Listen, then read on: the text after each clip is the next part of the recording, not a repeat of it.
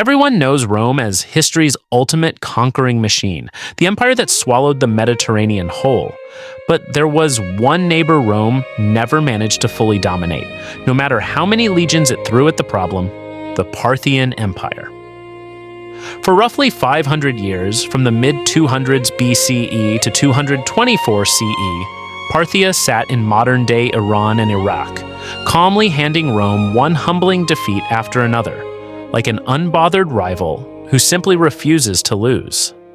The most infamous humiliation came in 53 BCE at the Battle of Carrhae. Marcus Licinius Crassus, the richest man in Rome and one-third of the first triumvirate alongside Caesar and Pompey, marched roughly 40,000 troops into Parthian territory, eager to add military conqueror to his resume of guy who's just really rich.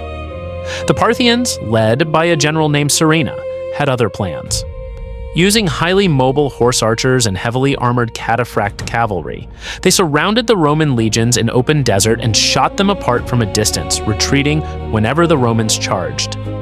This tactic became known somewhat sarcastically as the Parthian shot, historically the origin of the phrase parting shot, describing a final jab delivered while walking away.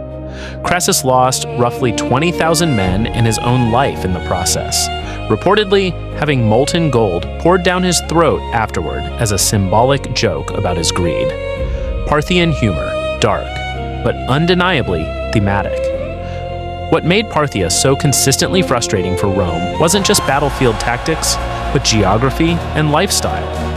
Parthian warfare relied on speed, archery, and hit-and-run raids across vast, difficult terrain. Exactly the kind of warfare that Rome's disciplined infantry legions struggled to counter. Several future Roman emperors, including Mark Antony, tried their luck invading Parthian territory and came back with heavy losses and dented reputations. Even the famously successful Emperor Trajan, who briefly captured Parthian territory around 116 CE, couldn't hold on to it for long. Despite centuries of conflict, Parthia was never fully conquered by Rome.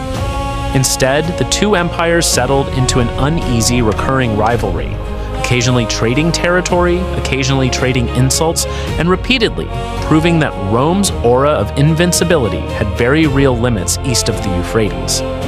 Parthia eventually fell not to Rome, but to internal rebellion, replaced by the Sassanid Persian Empire in 224 CE, who would go on to continue frustrating Rome's successors for centuries more.